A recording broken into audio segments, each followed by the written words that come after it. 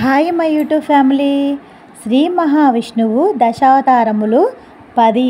అవేమిటంటే 1 మత్స్యావతారం, 2 కూర్మావతారం, 3 వరహావతారం, 4 నరసింహావతారం, 5 వామనావతారం, 6 పరశురామావతారం, 7 రామావతారం, 8 బలరామావతారం, 9 కృష్ణావతారం, 10 కల్కి అవతారం.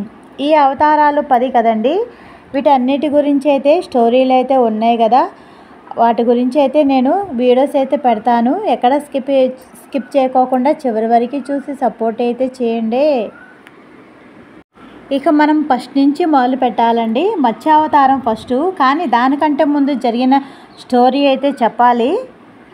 ఇక వీడియోలోకి వెళ్తే, విశ్వవిజేతగా పేరు పొందినవాడు, పరతత్వ భావన లేనివాడు, స్వయం ప్రకాశకుడు, దేవతలకు అధిపతి ఆ పరమేశ్వరుడైతే ఆనందామృతాన్ని పెదవులపై చిందిస్తూ మహాపురుషులకు మునులకు సహితం నమస్కరిస్తూ గర్వాంధుడైన భృగు మహర్షి పాదమందున్న పాలనేత్రమును చిదిపి అతనిలోని అరిషడ్వారాలను అంతరింపజేసిన హరివైకుంఠమున క్షీర సముద్రమునందు ఆదిశేషునిపై శయనించి ఉన్న శ్రీ మహావిష్ణువును దర్శించుటకు మహర్షులు ముని పుంగవులు వస్తున్న సమయం ఇది.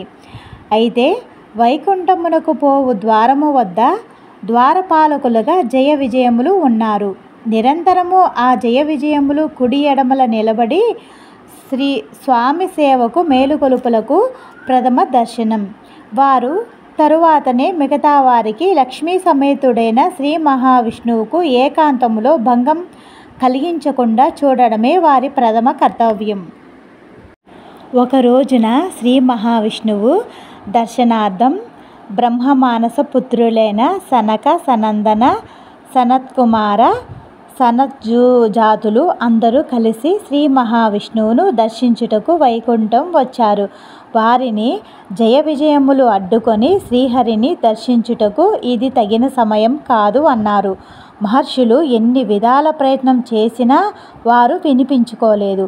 అందుకు ఆ ఋషులు కోపావేశులై ఏ తత్వంతో మమ్ములను లోనికి పోనివ్వకుండా అడ్డుకున్నారో ఆ తత్వంగానే భూలోకంలో జన్మించి రాక్షస తత్వంతో శ్రీహరికి దూరమవుదురుగాక అని శపించారు.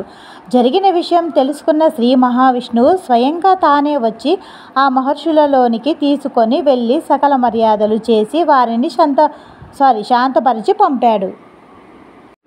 మహర్షులు శాపాలకు తిరుగుండదు, కానీ శాపం పొందిన జయ విజయములు శ్రీహరిని వేడుకొనిది.